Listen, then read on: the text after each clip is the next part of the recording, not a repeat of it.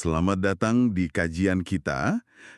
Pernah nggak sih Anda lagi merenung gitu, mikirin orang terkasih yang sudah tiada, terus kepikiran apa mereka bisa lihat kita ya sekarang? Hmm, Apa mereka tahu gitu apa yang lagi kita alami? Pertanyaan ini dalam banget ya, dan kayaknya banyak deh yang ngalamin ini. betul sekali. Kehilangan itu kan berat ya. Jadi wajar banget kalau muncul pertanyaan-pertanyaan semacam itu. Kita kayak mencari koneksi gitu ya. Nah, untuk pembahasan kita kali ini, kita ada satu tulisan yang menarik nih.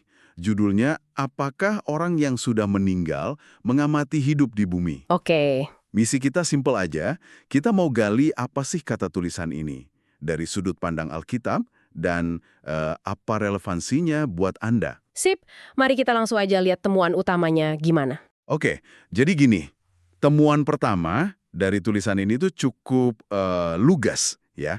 Gagasan kalau orang yang udah meninggal itu ngawasin kita di bumi, ternyata, kata penulisnya nih, nggak didukung secara eksplisit sama Alkitab. Oh gitu. Mereka bilang setelah meninggal itu fokusnya ya udah pindah ke alam kekekalan, ke kehidupan setelah kematian. Udah nggak ada bagian lagi di urusan dunia sini. Nah, yang menarik di sini tuh gimana penulisnya menekankan soal adanya keterpisahan. Ada kutipan dari Lukas 16 ayat 26 ya. Iya, yang perumpamaan Lazarus itu kan? Betul. Yang menyebutkan adanya jurang yang tak terseberangi. Nah, ini dipakai untuk menggarisbawahi ide bahwa ya setidaknya di konteks cerita itu nggak ada komunikasi atau pengamatan langsung gitu antara dunia orang hidup sama orang mati. Tapi kan banyak dari kita tuh rasanya pengen gitu, percaya mereka masih dekat, masih ngawasin. Rasanya tuh menghibur ya nggak sih? Kenapa gitu ya? Iya, iya. Tulisan ini nyebutnya itu semacam, apa ya, proyeksi emosi kita aja, pengennya ngerasa nggak sendirian, ditemani penjaga dari surga gitu. Manusiawi banget sih. Sangat manusiawi memang. Tapi, nah disinilah argumen inti dari sumber ini. Penghiburan yang sejati, menurut perspektif Alkitabiah yang diajukan penulis ini, itu bukan datang dari situ. Oh, bukan dari situ. Terus dari mana dong? Justru dari Kristus yang hidup, yang menyertai kita sekarang ini. Penulisnya akan merujuk Roma 8 ayat 34. Di situ disebut Kristus Yesus itu pengantara kita, semacam penghubung kita gitu di sisi Allah. Jadi Tuhan sendirilah yang jaga kita, bukan arwah orang terkasih. Wah, ini pergeseran fokus yang lumayan gede ya. Jadi bukan dari mereka di sana, tapi dari dia yang di sini. Tepat. Ini nyambung ke poin penting lain yang ditekankan tulisan ini juga kan ya. Soal larangan Alkitab untuk cari tuntunan dari arwah. Betul sekali. Dirujuk secara spesifik itu ke Ulangan 18 ayat 10 sampai 12.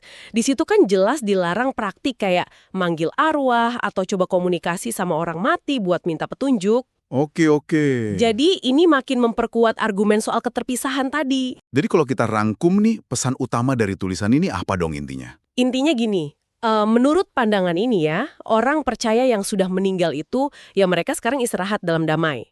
Tugas mereka di dunia udah selesai. Udah selesai ya? Udah, mereka udah masuk ke kekekalan, lagi nungguin kebangkitan nanti dengan kondisi baru yang disebut tubuh kemuliaan. Nah, penghiburan buat kita nih yang masih hidup, Ya, buat kita gimana? itu datangnya dari keyakinan kalau Tuhan itu nyertai kita tiap hari lewat Roh Kudus. Kayak janji di Ibrani 13 ayat 5 yang dikutip itu, aku sekali-kali tidak akan membiarkan engkau dan aku sekali-kali tidak akan meninggalkan engkau. Fokusnya di kehadiran Tuhan saat ini. Menarik. Jadi daripada kita fokus ke belakang atau ke atas sana ya, berharap diawasi, penulisnya ini ngajak kita fokus ke kehadiran Tuhan di sini, sekarang, dan harapan ke depan gitu. Betul. Sempat disinggung soal reuni juga kan tadi? Iya, betul. Harapan akan reuni itu ada, tapi nanti. Waktunya itu pas kedatangan Kristus yang kedua kali. Jadi semacam pertemuan kembali di masa depan yang pasti dalam iman. Bukan pengawasan yang terus-terusan sekarang ya? Bukan pengawasan yang berlangsung sekarang dari mereka. Perspektifnya diarahkan ke sana, ke masa depan itu. Oke, oke. Ini ngasih gambaran yang cukup jelas ya dari sumber yang kita bahas ini. Jadi, apa artinya semua ini buat Anda yang lagi dengerin sekarang? Nah, ini dia pertanyaan reflektifnya nih buat Anda bawa tulang. Tulisan ini kan pada dasarnya ngajak kita mikir ya.